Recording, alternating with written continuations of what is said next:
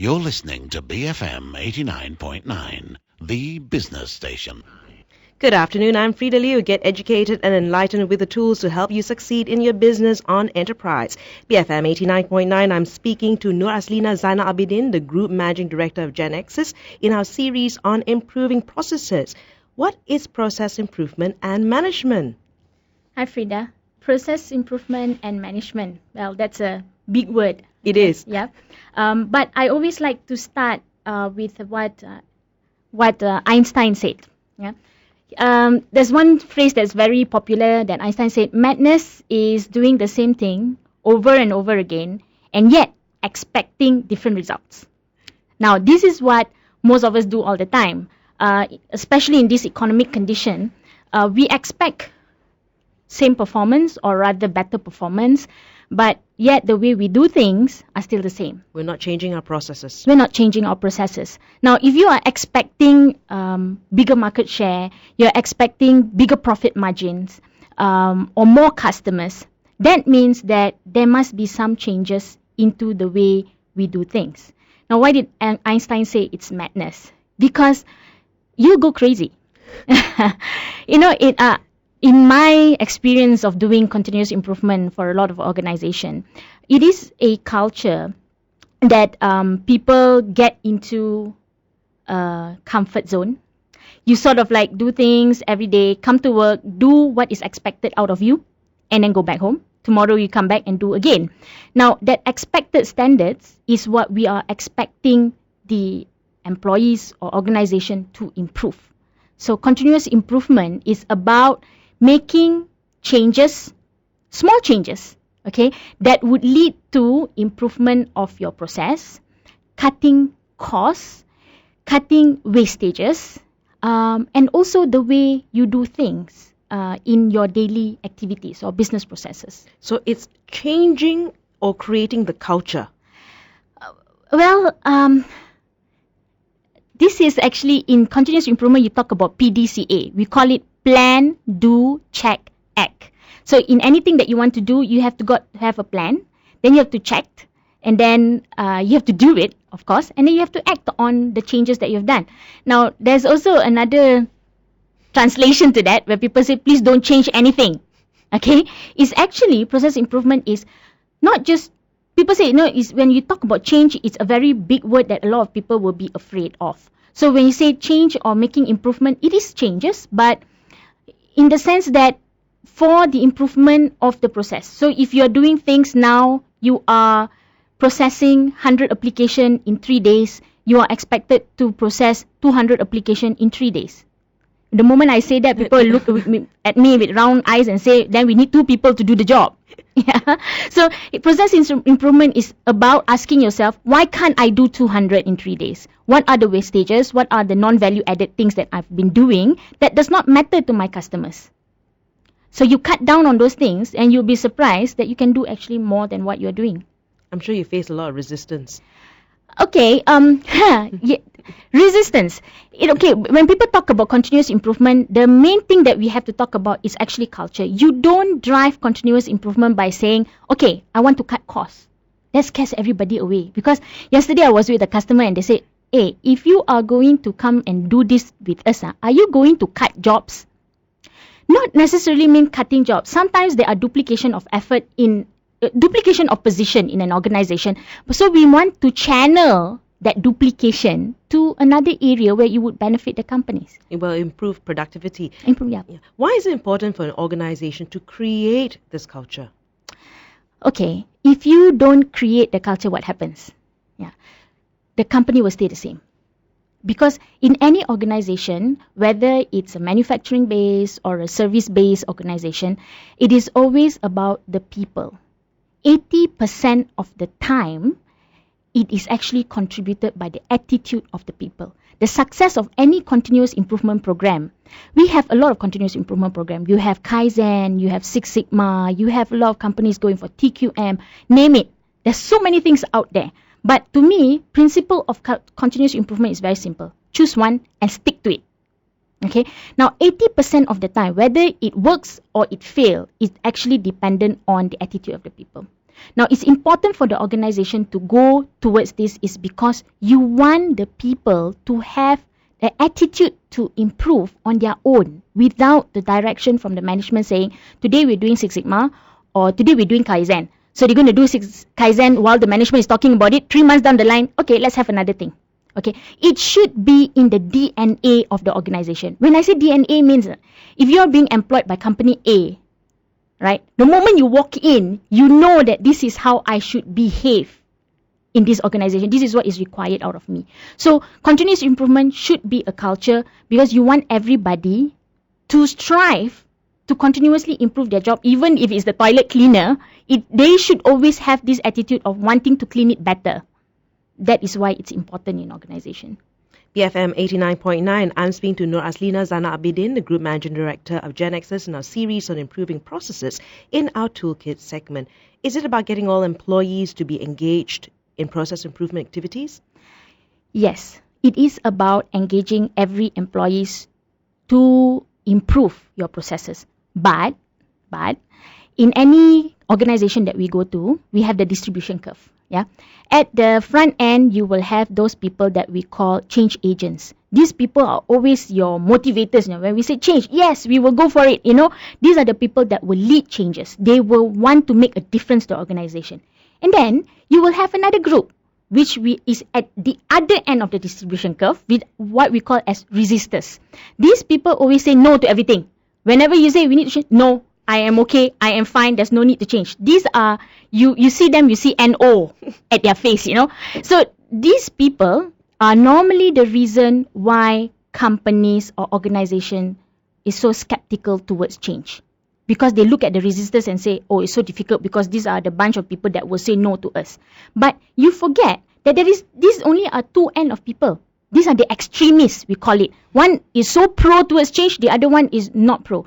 But you know where the 80% of the people in organization are? They are actually at the passive followers. These are the people where we want to influence. So these people, they will look at the change agents and they will say, wow, yours looks good and I want to follow. Or they can look at the resistors and say, well, yeah, you're right. It's too much work for me. They follow the resistors. So how you influence the employees to go for change in continuous improvement is basically, who are your change agents? Who are your change agents? Because your change agents must be the people that will be able to influence the 80% of the passive employees that just look and say which one is safer to jump into. How do you overcome the resistors? Very simple. The top has to play a role. Everybody asks me, how do you overcome resistance? I said, well, about the walk the talk thing, and everywhere we go we hear, the top management have to go to walk the talk. It's a very simple thing that they have to see that top management cares about the improvement. I've done a lot of continuous improvement for many companies, from small to big, from government to private sectors. And the change that you see, the resistance that you see are different. There are some people who are worried about their job. There are some people who are worried about extra job. I'm happy where I am, don't give me extra things to do. The reason why they are afraid is different. We need to understand why they are afraid of change. Okay, then you need to actually get the top management to lead the changes. For example, very, very simple. If you ask employees to say everyone will have to cut down their time on chit-chatting or talking, to improve efficiency, or tea. Now, I was this is very interesting. I was with an organization the other day and I asked them, what was the major change that your previous CEO have done to this organization? You know what was the answer? He managed to get people not to go for tea break at 10 o'clock. I was like, wow, that's a change.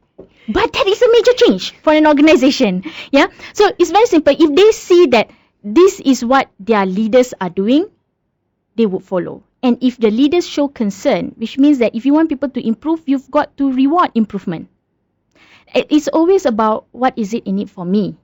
That question you cannot move away from. People will ask, I do improvement for the company benefit. So what do I get? Okay, reward does not necessarily, every time people say, every time you talk about reward, every time company must pay money. I said, no, not necessarily money. Reward can be very simple only. You can just have have a lunch with your CEO and ask that person to explain what improvement that person have done in the company. It's just appreciating.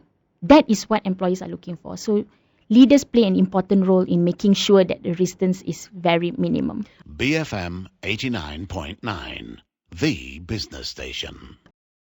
BFM 89.9, the business station. Are organizations more open to change now? I don't think it's a choice. Looking at the economic condition and the response that I get from the market right now, I don't think people have much choice. You either change... Sink or swim. Yep. You either change with the market condition and the competitors. The competitors are really driving you nuts nowadays. Today you improve your price by 10%. Tomorrow you see somebody lower by another 5%. So where is the limit? So you always have to continuously improve. And I think right now it is not about an option. It's not an option. Especially in our in Malaysia for that matter, we have a culture of being comfortable where we are. It's not wrong. It is okay. But for us to be competitive, we need to add the element of how do we do better every day. Okay.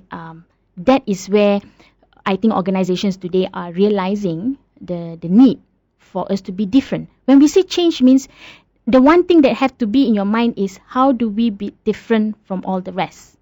So that's what change is all about. If you're a company selling shoes, and if you are no different from company B, where are you in the market? So you need to find your differentiation in the market. So that's where if you continuously improve yourself, if you look at brands like Nike, for example, you study how they became number one in terms of branding, it's because they consistently look for opportunities to improve. And their method is very simple. There's a box, there's an email box, there's everything for anybody in the company, even the sweeper, to actually make recommendation in terms of the new shoe design. Wow. What are comments? You don't like the stripe? Where do you think it should be? It's as simple as that.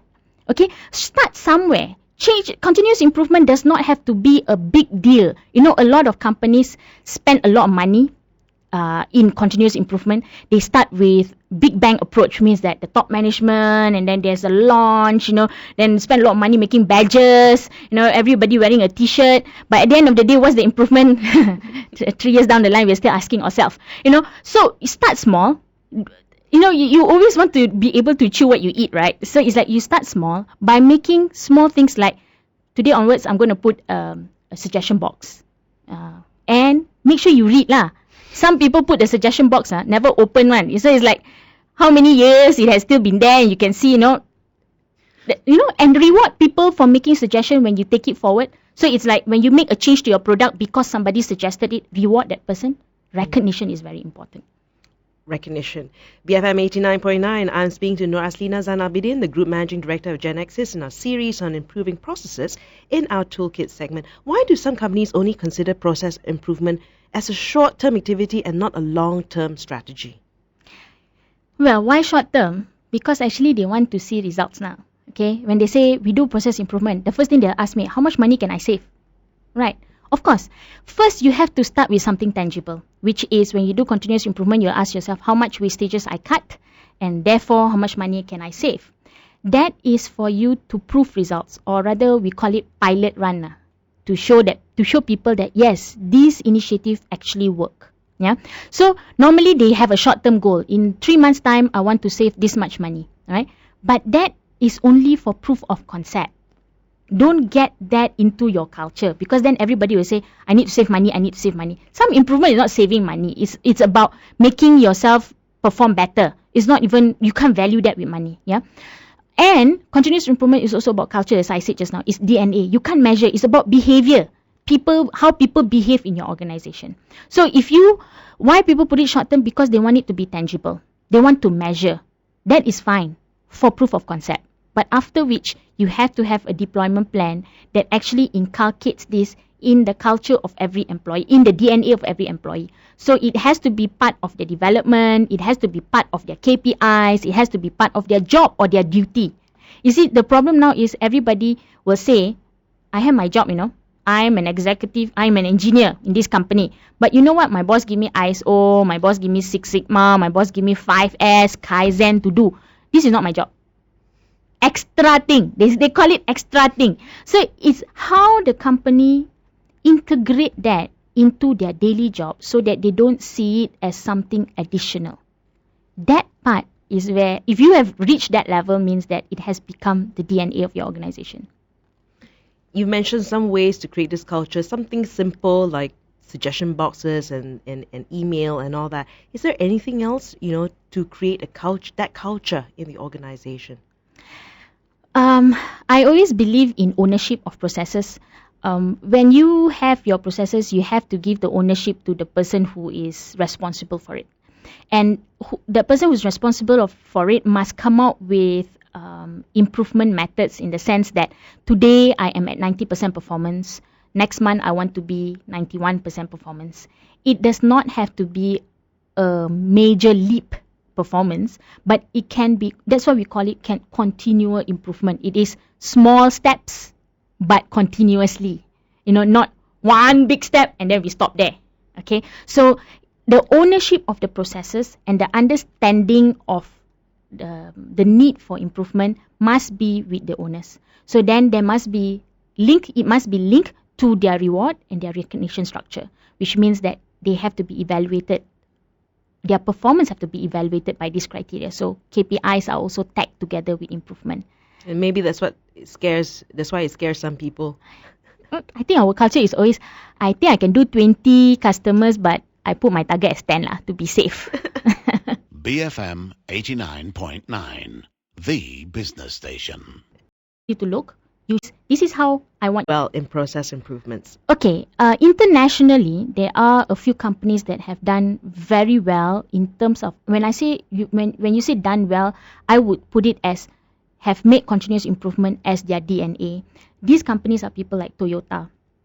They have their own continuous improvement program. They don't call it Kaizen, they don't call it Six Sigma, they call it Toyota Production Way. That's the way they live. It's like their Bible.